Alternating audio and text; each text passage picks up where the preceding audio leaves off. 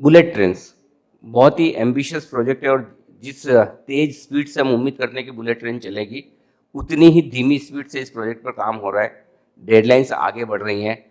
कब हम हकीकत में बुलेट ट्रेन्स को हिंदुस्तान में चलते हुए देखेंगे सर, दौड़ते हुए देखेंगे? मैं आपकी बात से सहमत नहीं हूं कि धीमी गति से काम चल रहा है। आप देखो, आज करीब करीब 15 किलोमीटर प्रति माह, 15 किलोमीटर्स पर मंथ, हर 40 मीटर पे एक स्पैन है। तो 15 किलोमीटर का कितने पिलर्स, कितनी फाउंडेशंस, कितने पियर्स हर महीने कास्ट हो रहे हैं। साथ की साथ नदियां हैं जिनके ऊपर पुल। आप जाके देखिए, आपके कुछ साथी अभी कुछ दिनों पहले मेरे साथ गए थे, रविंदर जी वगैरह, जाके देखिए कितनी तेजी से उस पर काम चल रहा है। मतलब जापानीज जो हमारे इसमें टेक्नोलॉजी प्रोवाइडर है, टेक्नोलॉजी पार्टनर्स हैं, वो लोग आश्चर्यचकित है कि इतनी तेजी से भी काम चल सकता है। तो काम बहुत तेजी से चल रहा है। देखिए, इतने कॉम्प्लेक्स प्रोजेक्ट को टेक्नोलॉजी लेके आते हैं, एक समय लगता है उसकी डिजाइन को फाइनलाइज करने में। वो समय लगा शुरू में जरूर, लेकिन उसके बाद में जब एक बार चीजें फाइनलाइज हो गई, तब एग्जीक्यूशन एब्सोल्युटली रैपिड पेस पे चल रहा है।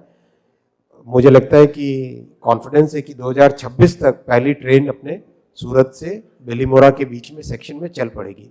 और उससे भी ज़्यादा महत्वपूर्ण क्या बात है, किसी भी देश में इस तरह की जब टेक्नोलॉजी आती है तो कई तरह के चेंजेस आते हैं। क्या चेंजेस आते हैं? चेंजेस आते हैं काम करने के तरीके में, चेंजेस आते हैं आप कैसे रैपिड प्रोग्रेस कर पाओ बड़े प्रोजेक्ट में, उसके तरीके में, चेंजेस आते हैं टेक्नोलॉजी में। आज जिस टेक्नोलॉजी से ये पिलर्स बन रहे हैं, वो टेक्नोलॉजी अपने देश में अब एब्जॉर्ब हो गई है। हम सीख चुके हैं उस टेक्नोलॉजी को। तो भविष्य में जितने भी नए कॉरिडोर बनाने होंगे, तो उसमें कितनी इसकी इंपॉर्टेंस होगी वो आप अनुभव कीजिए। आप देखिए, इसमें गर्डर इस तरह से लॉन्च किए गए हैं कि जैसे 2 पिलर्स हैं, 2 पिलर के ऊपर, पिछले पिलर के ऊपर एक गर्डर रखा हुआ है। मशीन आती है, उसके ऊपर ही 216 चक्के की गाड़ी, 216 चक्के की गाड़ी आती है, गर्डर को लेके आती है, और बड़ी सी विशाल क्रेन है जो कि 1100 टन के गर्डर को एक साथ उठाती है और 2 पिलर्स के बीच में एकदम रख देती है। आप इमेजिन कीजिए कितना इम्पॉर्टेंट टेक्नोलॉजिकल एडवांसमेंट है। और इसमें पहली मशीन बाहर से लाए, उसके आगे की सारी मशीनें भारत में बनी। आप सोचिए इसकी इम्पोर्टेंस, इसका जो दूरगामी इम्पैक्ट है देश की रेलवे टेक्नोलॉजी पे, वो देखिए। आप ये मत देखिए कि एक साल चल रहा है, स्लो चल रहा है, फास्ट चल रहा है। इससे जो, जैसे मेट्रो जब पहली बार देश में आई थी, तब लोग सोचते थे क्या भाई इसकी क्या जरूरत है, क्या नहीं है। मैं अटल जी के साथ काम करता था, तब एकदम स्पष्ट रूप से देश ने निर्णय लिया कि हमें इस दिशा में जाना है आगे। तो आज देखिए देश के कितने शहरों में जो लोकल ट्रांसपोर्टेशन, कम्यूटिंग कितनी सुविधाजनक हो गई। तो इस तरह के फंडामेंटल चेंजेस है।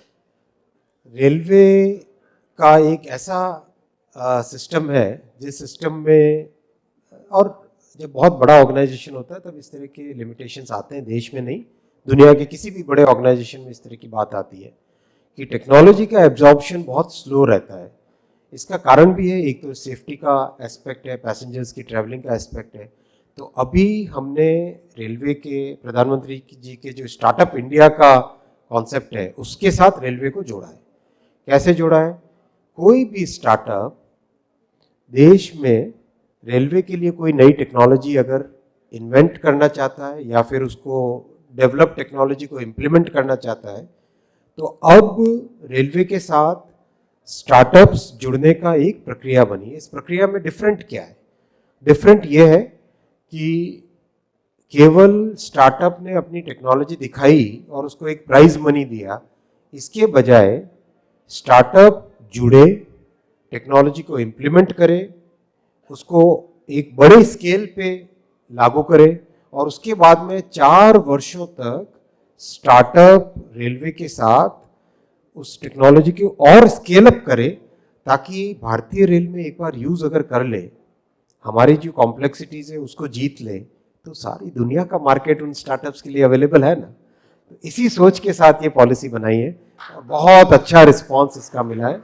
मैं जितने भी मेरे नौजवान साथी हैं स्टार्टअप्स में काम करने वाले, स्टार्टअप्स बनाने वाले, आप सबसे निवेदन करता हूं कि आप तेजी से इसके साथ जुड़े। अभी हमने 11 प्रॉब्लम स्टेटमेंट्स पोर्टल पे डाली है, और किसी भी प्रॉब्लम स्टेटमेंट को अगर आप टैकल करना चाहें, सॉल्व करना चाहें, तो आप जुड़े, प्रॉब्लम स्टेटमेंट्स भी दें और साथ में सॉल्यूशंस के लिए भी तैयार हो जाएं।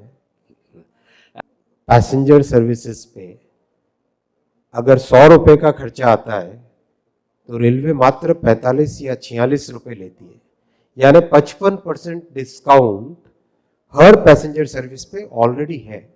रेलवे का पैसेंजर सर्विसेज पे सब्सिडी का अमाउंट आप जानोगे तो आश्चर्यचकित रहोगे। इमेजिन कीजिए कितना हो सकता है। 65,000 करोड़ रुपीस रेलवे का पैसेंजर्स के लिए सब्सिडी है। तो क्यों, ऐसा क्यों है? इसका कारण है कि रेलवे एक ऐसी सुविधा है जो आम जन के लिए, जो साधारण मानवी के लिए, इसीलिए बहुत लंबे वर्षों तक पैसेंजर फेयर्स बढ़ाए नहीं गए और हाईली सब्सिडाइज्ड है, सभी के लिए सब्सिडाइज्ड है। अब इसके बावजूद भी और कोई अगर सब्सिडी देना, मुझे नहीं लगता कि ये सस्टेनेबल कहीं से होगा। ठीक बात है। चलिए, तो मैं इस सवाल को दूसरी तरह से पूछता हूँ कि पहले तो रेलवे बजट अलग से आता था तो हमें पता चलता था पूरी तरह से, अब साथ में यूनियन बजट के साथ आता है। कब तक रेलवे प्रॉफिटेबल हो जाएगी?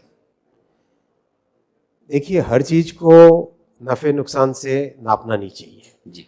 मुझे लगता है कि जिंदगी के बहुत सारे ऐसे एलिमेंट्स होते हैं, और इंडस्ट्री में भी, सरकार के भी कई ऐसे सेक्टर होते हैं, इकोनॉमी के कई ऐसे सेक्टर होते हैं जिसमें नफे नुकसान के बजाय क्या वेलफेयर हो रहा है, किस तरह से जनमानस को, किस तरह से भारतीय जनता को, किस तरह से आम मानवी को, साधारण मानवी को एक अच्छी फैसिलिटी मिल रही है, उस पर फोकस करना चाहिए। ये बड़ा फोकस है। देखिए, रेलवे बजट जब अलग था तब उस बजट में अलग होने के कारण देश में, मतलब जो कैपिटल इन्वेस्टमेंट बाकी सब सेक्टर्स में होता था, जैसे हाईवे में हुआ, वो सब इन्वेस्टमेंट कभी भी रेलवे में नहीं हो पाया। मोदी जी ने आके सबसे पहले रेलवे बजट को आम बजट के साथ जोड़ा। अब इस जोड़ने की प्रक्रिया में क्या हुआ, रेलवे में जो इन्वेस्टमेंट लाना चाहिए वो बढ़ा। तो ये एक ऐसी प्रोसेस है जो प्रोसेस का रिजल्ट अच्छा आने लगा है। रही बात प्रॉफिट की, मुझे लगता है कि अगर इस साल नहीं तो अगले साल डेफिनेटली रेलवे एक ब्रेक इवन कर पाएगा। बहुत भाड़े तो बढ़ाने नहीं है, किराया तो बढ़ाना नहीं है, इस भावना से हम काम भी नहीं करते।